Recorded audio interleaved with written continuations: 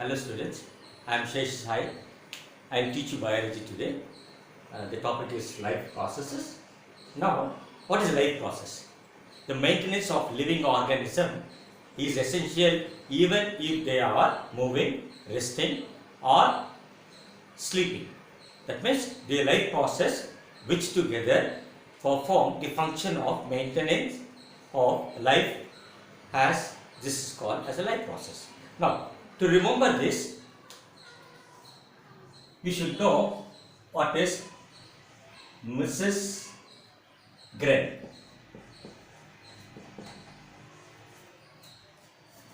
M stands for movement, R stands for respiration, S stands for sensitivity, G stands for growth, R stands for respiration, reproduction here, E stands for excretion, and N stands for nutrition. Is it clear? Now there are 7 concepts here. If you know all these concepts, this chapter is over. Is it clear? Now let us learn one by one. Let us go for first nutrition.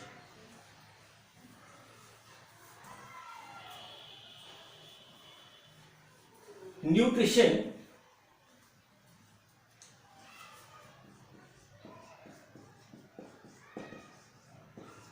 first you should know what is nutrition. Nutrition, the process of acquiring food, is called nutrition from the surroundings. Is called nutrition. So nutrition are of 2 types. Autotrophic nutrition and heterotrophic nutrition.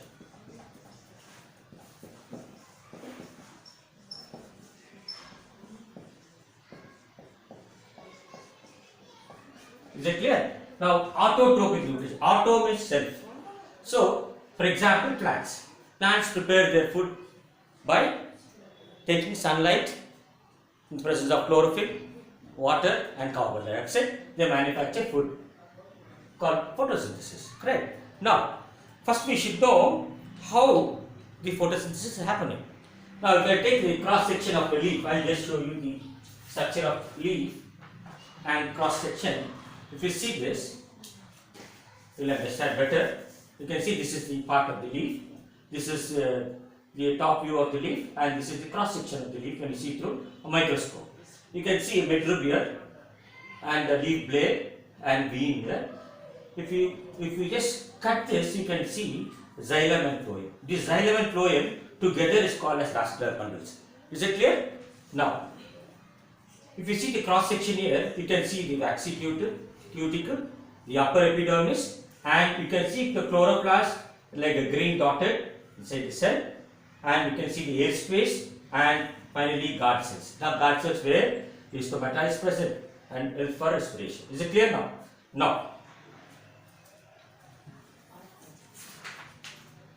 Now, as you know, what are the 4 components to manufacture photosynthesis? The 4 components are chlorophyll, carbon dioxide,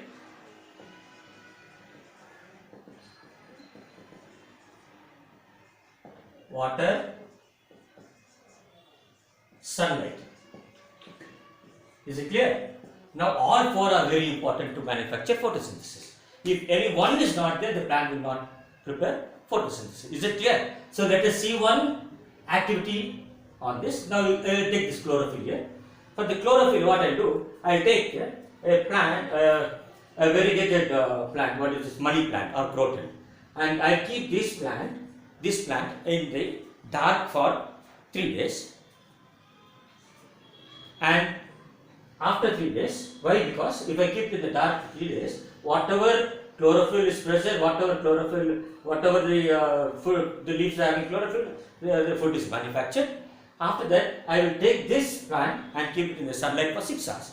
After that, I will pluck the leaf, and this leaf I will boil it in the hot water. That means I'll heat this leaf, put it into the boiled water, hot water, and later on the same leaf will be put back into alcohol, which is present, which is kept on the water bath. Okay, so I will see that the alcohol is just boiled. That means alcohol should not be kept directly; it will be kept on the water bath. After that, if you take out this leaf, the chlorophyll will be separated from the chloroplast, and then when you drop the iodine on this leaf, you can see wherever the green spots are there, that place in presence of iodine. That means this is called starch. So starch in presence of iodine, it changed blue color. You can see here wherever the green part is there, that part is has turned into blue. So that confirms that chlorophyll is very important for the plant. Is it clear? In photosynthesis. Is it clear? Next one.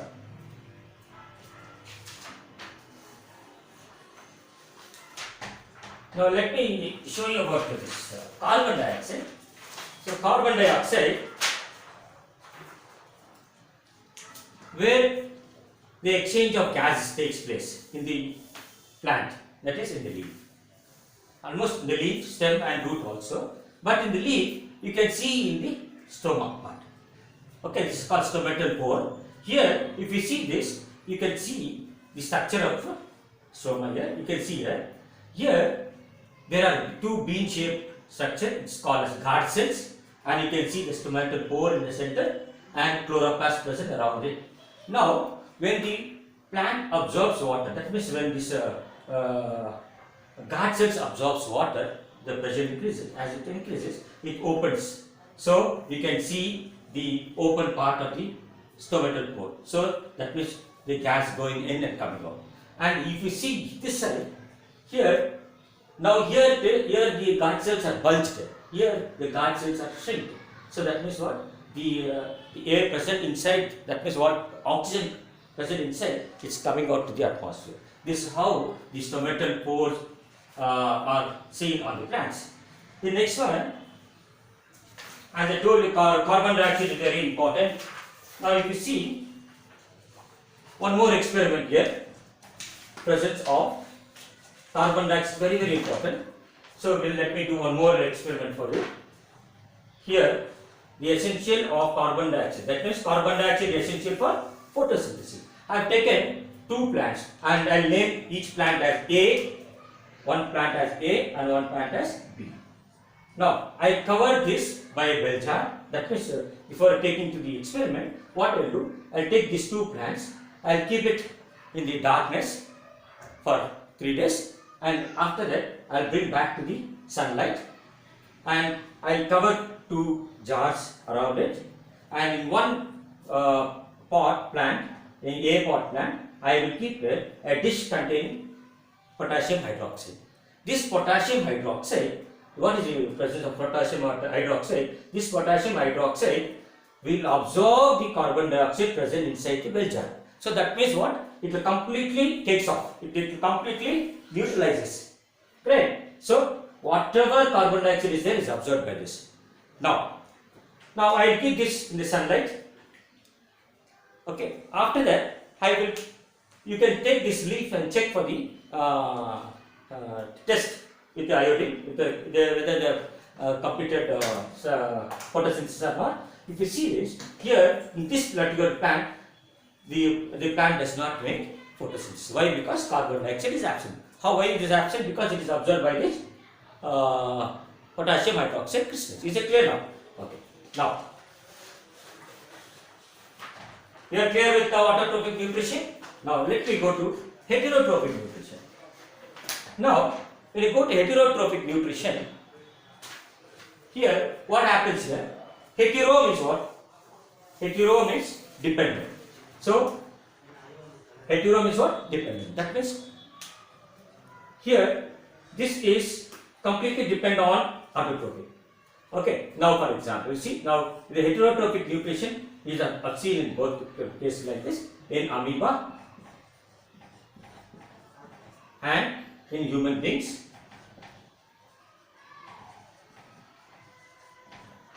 Correct. Now in amoeba, if you see the nutrition in amoeba, I just show you this structure here. How the amoeba is taking the food. How the amoeba is taking the food inside. Because amoeba is a single cell. Correct. Now nutrition in amoeba. Here it is also called as holozoic nutrition. Holozoic nutrition. Mode of nutrition. Now, here what happens, this amoeba is irregular in shape, and just think that the food particle is coming close to the amoeba there, or this food particle has to be absorbed by this amoeba because it is having a single cell. Now, the amoeba is irregular shape, so this irregular shape is because of the pseudopodia. Pseudopodia is nothing but the more locomotory organs. Yeah. So it engulfs the food in one stretch. This engulfing the food in one stretch is called as phagocytosis. Okay. Now, how this is done means you can see the food particles coming close to this amoeba. You can see that the two sides of this pseudopodia are being stretched, and slowly it's covering, and then it's getting into the food vacuum.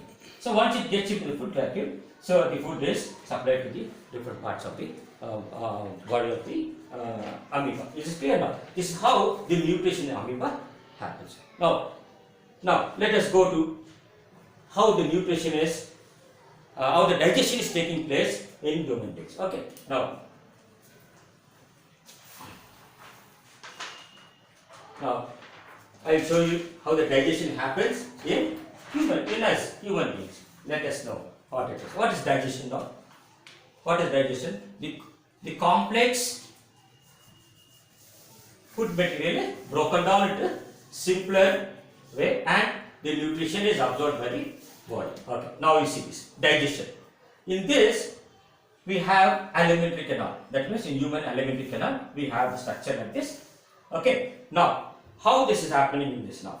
Now if you see in human beings, digestion occurs. Now let me rub this and show you. Digestion occurs. Now digestion are of two types. Can you name me? Okay. Now there are two types. One is mechanical digestion. Good fan. And chemical digestion. Mechanical digestion and chemical digestion. What is mechanical digestion? This is happening in the mouth. Who is helping them? Teeth and tongue. Is it clear? So teeth bites the food, and the tongue mixes the saliva and rolls the food up and down. So that the first part of the digestion, that is mechanical digestion, happening in the mouth. Okay. So here the saliva is mixed with that. In saliva there is an enzyme called salivary amylase. I will just put down one by one. So in saliva, salivary amylase is present. Salivary amylase. What is the function of salivary amylase? It breaks starch to maltose. Is it clear? So what is the function of salivary amylase? It breaks starch to maltose. What is starch? Starch that you have to eat dosa, water, food you are eating, that is broken down to maltose. First part is happening in the mouth itself. Now this food is passed into the esophagus. That means chemical digestion occurs. That means both are interrelated. Okay. So in chemical digestion, which are the parts? Here it is esophagus.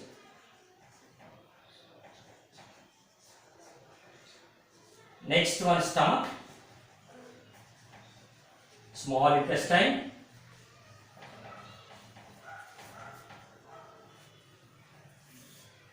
large intestine,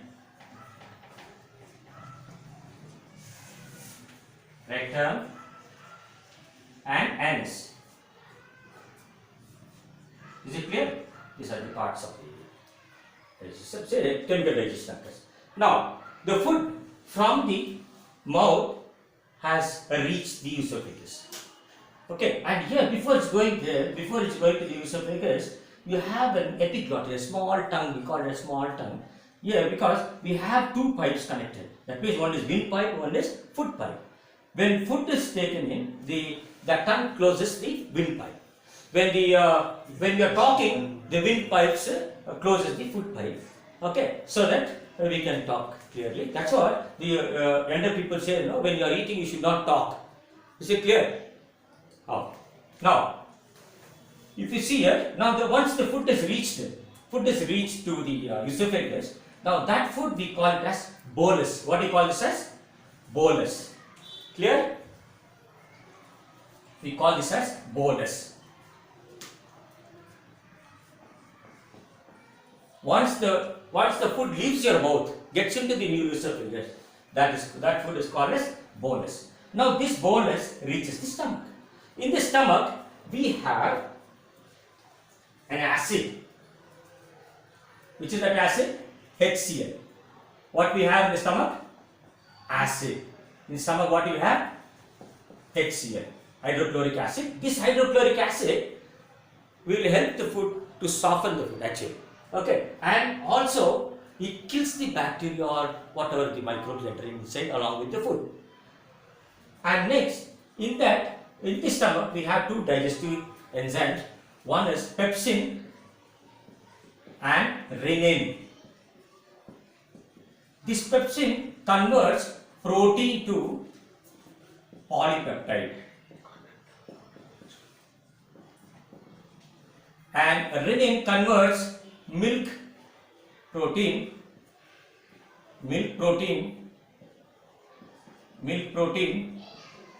to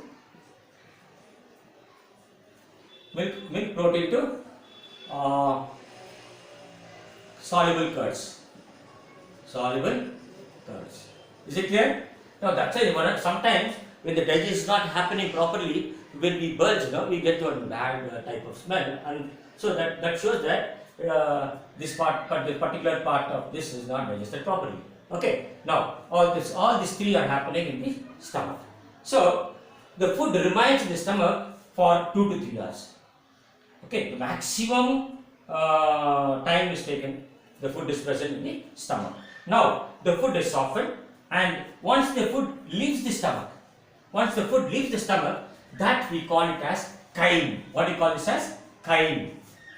Before from the mouth it was reached the esophagus, it was called as bolus. The same thing, this bolus after leaving the stomach, it is called as chyme. This chyme enters the small intestine. As it enters small intestine, we have pancreas. From pancreas we get pancreatic enzymes. I will write this here, Pancreatic enzyme, that is pancreatic juice. We have pancreatic lipase from pancreas.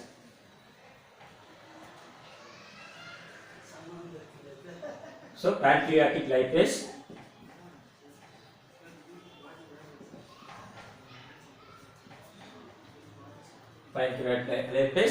and we have trypsin, and we have chymotrypsin.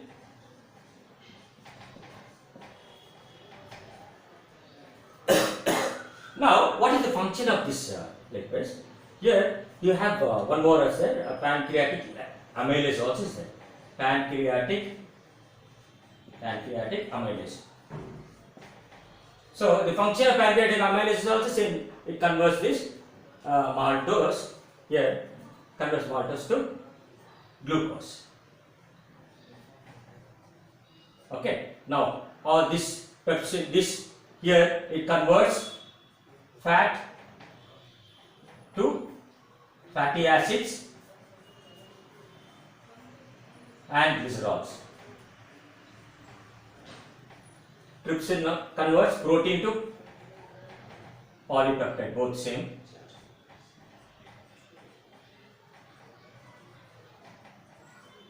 Both are same.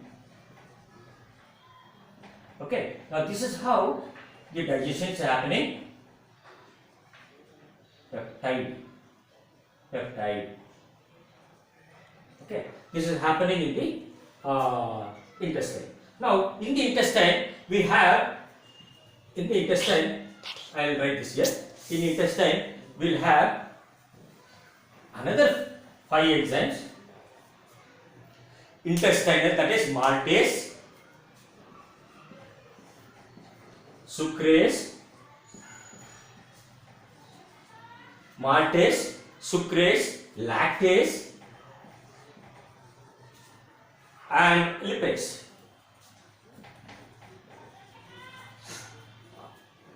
Okay, now here the maltase converts maltose to glucose. Everything has to be converted to glucose, then only the food will be absorbed. This converts sugar to glucose. Sugar to glucose. All are converting to glucose. Okay. Now lactose. Lactose means milk. Lactose, milk sugar, is getting converted to glucose and galactose.